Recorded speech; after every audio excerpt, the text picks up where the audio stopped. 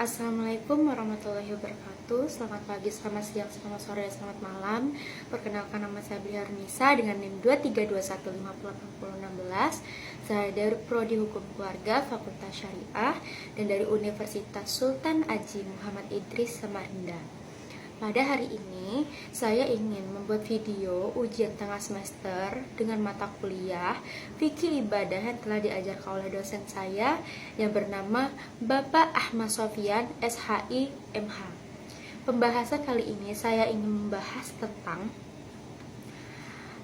materi pendapat Asy-Syafi'i dan para sahabat.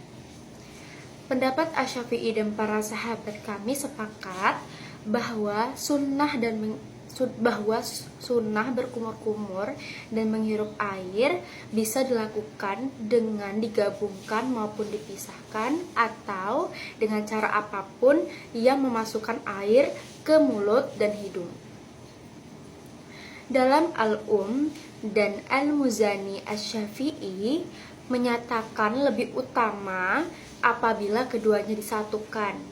Sementara dalam Al-Buwaiti Asy-Syafi'i menyatakan lebih utama apabila keduanya dipisahkan. Penulis dan para sahabat antara berkumur-kumur dan menghirup lebih dominan dalam pernyataan-pernyataan Syafi'i dan juga lebih banyak disebutkan di dalam berbagai hadis. Penyatuan tersebut tertera dalam hadis-hadis sahih. Di antara hadis Abdullah bin Zaid, ia menyebutkan tata cara wudhu Rasulullah SAW bahwa beliau berkumur-kumur dan menyirup air dari satu telapak tangan. Beliau melakukannya sebanyak 3 kali. Hadis riwayat Al-Bukhari dan Muslim.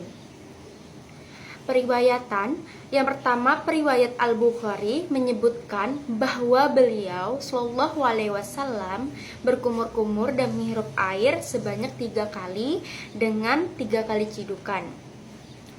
Yang kedua, riwayat Muslim menyebutkan bahwa beliau Shallallahu Alaihi Wasallam berkumur-kumur, menghirup air dan mengeluarkannya dari 3 kali cidukan. Riwayat lain mengatakan beliau Shallallahu Alaihi Wasallam berkumur-kumur dan menghirup air sebanyak 3 kali dalam 1 kali cidukan. Al-Bukhari, hadis riwayat Al-Bukhari. Sementara memisahkan antara berkumur-kumur dan menghirup air sama sekali tidak ada dalam hadis yang kuat, hanya disebutkan dalam hadis Talhah bin Mashraf. Hadis tersebut dhaif dan seperti yang dijelaskan sebelumnya. 2 pendapat dari mayoritas para sahabat seperti yang diriwayatkan oleh penulis. Yang pertama, menyatukan antara berkumur-kumur dan menghirup air lebih utama. Yang kedua, dipisahkan lebih utama. Imam Al-Haramain dan para pengikutnya menyebutkan pendapat lain yang memastikan lebih utama dipisah. Pendapat ini dipastikan oleh Mahamili dalam Al-Mughni.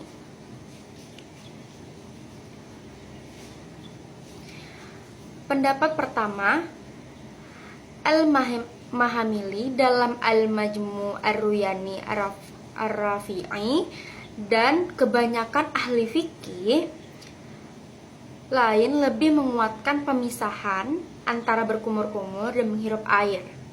Pendapat kedua, Al-Bagawi, Syekh Nasir Al-Maqdisi dan lainnya menguatkan penyatuan antara keduanya. Periwayat para sahabat yang kuat dan benar yaitu mengutamakan pemisahan antara berkumur-kumur dan menghirup air berdasarkan hadis-hadis sahih yang telah dijelaskan sebelumnya dan tidak ada yang bertentangan. Penafsiran hadis-hadis yang menyatukan antara berkumur dan menghirup air. Pendapat Asy-Syafi'i bolehnya memisahkan antara berkumur-kumur dan menghirup air adalah penafsiran yang salah.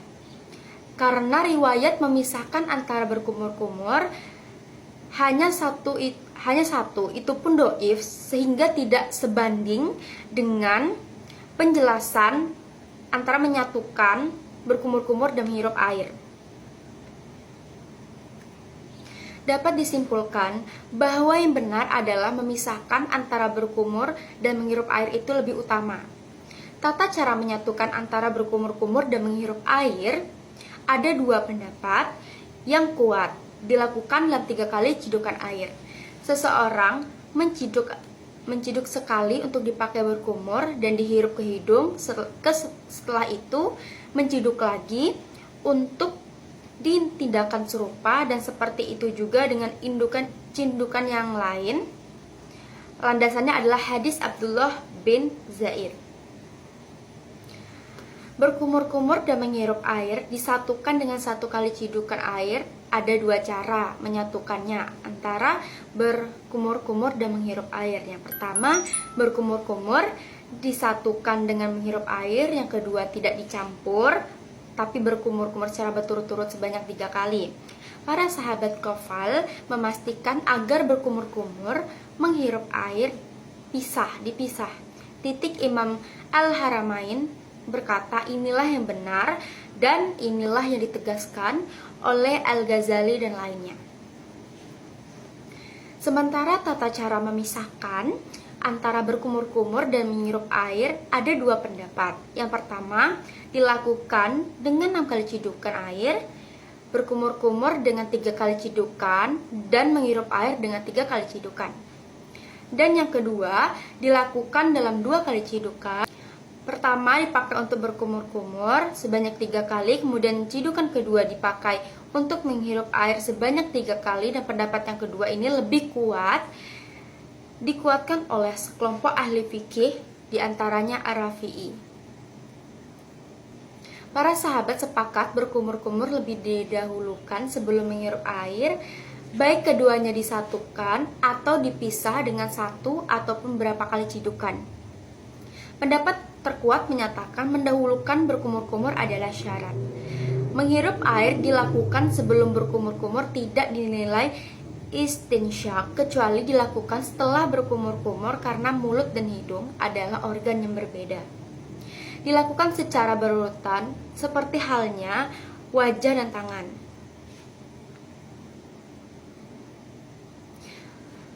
Mendahulukan berkumur-kumur dianjurkan dan diistinsyaknya berlaku apabila menyerup air didahulukan, sama seperti mendahulukan kanan dan kiri. Pandangan ulama tentang berkumur-kumur dan menghirup air terbagi 4 pendapat. Yang pertama, keduanya sunnah dalam wudhu dan mandi. Yang B, keduanya wajib dalam wudhu dan mandi serta syarat sahnya wudhu dan mandi. Yang ketiga, kedua wajib dalam mandi dan tidak wajib dalam wudhu. Dan yang keempat, menghirup air ke hidung wajib dalam wudhu dan mandi, sementara berkumur-kumur tidak. Mulut dan hidung adalah organ badan yang wajib dibasuh dan menghilangkan najisnya. Seperti itu juga pada mandi janabat untuk seluruh bagian badan, mulut dan hidung termasuk bagian badan luar wajah. Tidak sulit untuk dibasuh. Air tidak membatalkan puasa bila ada makanan kedua organ tersebut, tapi tidak sah sholat bila pada keduanya ada najis.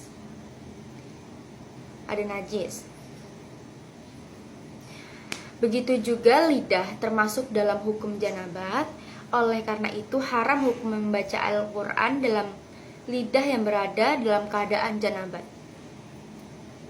Wajah adalah bagian tubuh yang terlihat saat bertatapan muka, tidak termasuk mulut dan hidung.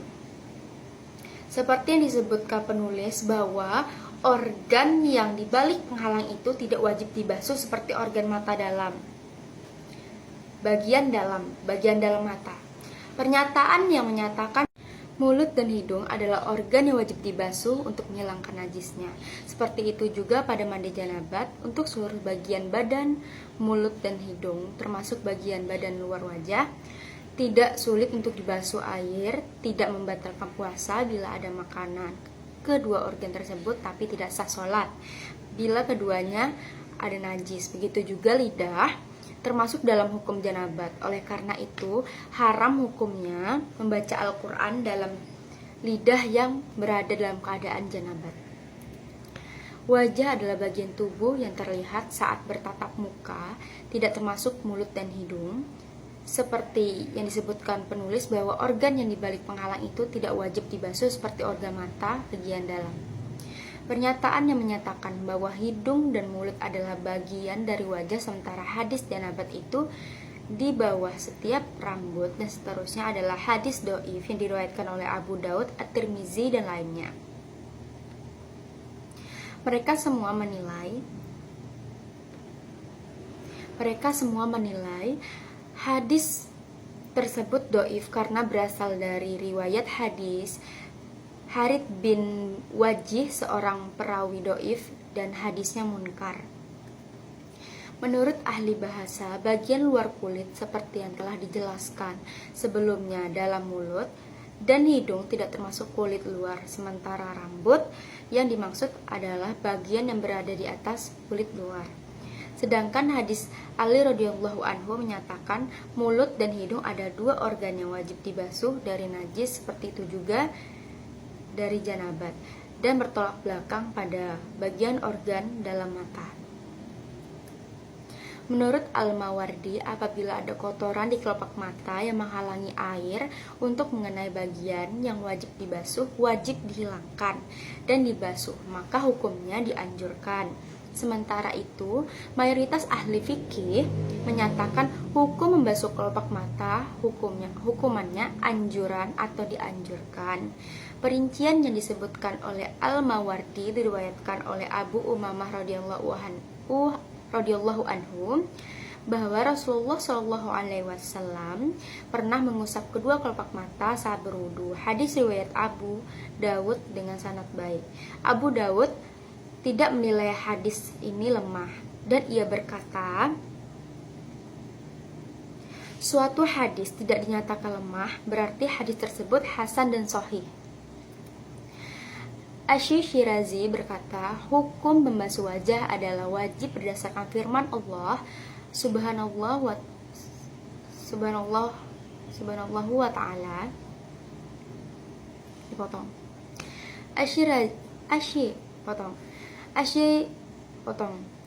Asy-Syirazi berkata, hukum membasuh wajah adalah wajib berdasarkan firman Allah subhanahu wa ta'ala, basuhlah mukamu.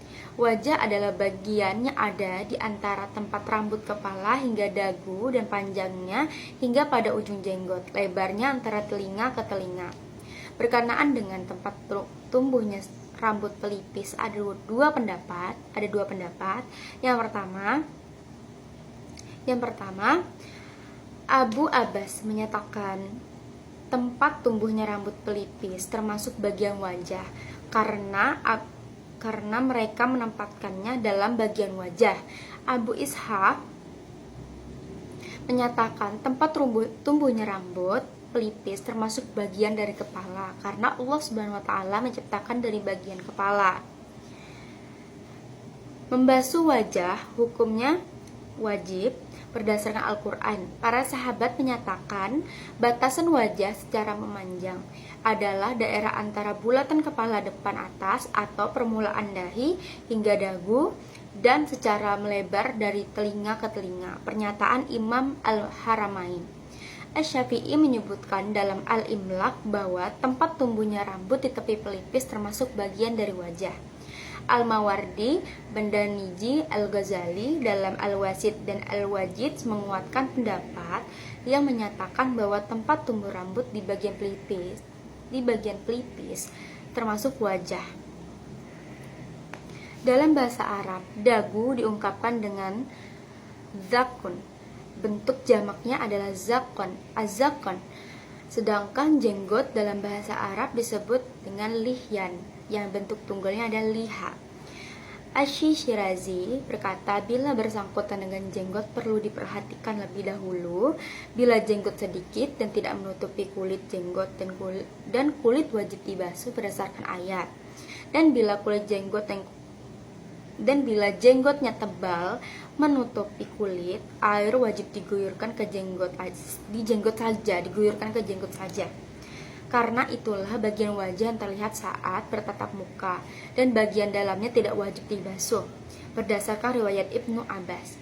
Selain itu adalah bagian dalamnya terhalang sehingga sama seperti bagian dalam mulut dan hidung.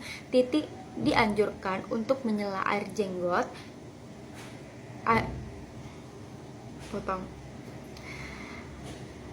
untuk menyela ke air jenggot berdasarkan riwayat yang menyebutkan bahwa Nabi Shallallahu Alaihi Wasallam bila sebagian sedikit dan sebagian lainnya tebal, kulit di bagian jenggotnya yang sedikit dibasuh, sementara di bagian jenggot tebal diguyur air saja. Jenggot tebal wajib dibasuh bagian luarnya, dan dalam hal ini tidak ada perbedaan pendapat. Sementara bagian dalamnya tidak pula kulit di bawahnya. Ini adalah pendapat yang benar dan masyhur yang dinyatakan oleh Asy-Syafi'i. Bila sebagian sedikit dan sebagian yang lainnya tebal, kulit di bagian jenggot yang sedikit dibasuh, sementara yang di bagian jenggot tebal diguyur air. Jenggot tebal wajib dibasuh bagian luarnya saja, sementara bagian dalamnya tidak pula kulit di bawahnya. Dalam hal ini tidak ada perbedaan pendapat. Ini adalah pendapat yang benar dan masyhur yang dinyatakan oleh Asy-Syafi'i dan ditegaskan oleh mayoritas sahabat-sahabat. Mandi janabat dikiaskan karena itu lebih berat. Oleh sebab itu, saat janabat seluruh bagian badan wajib dibasuh. Lain halnya dalam wudu.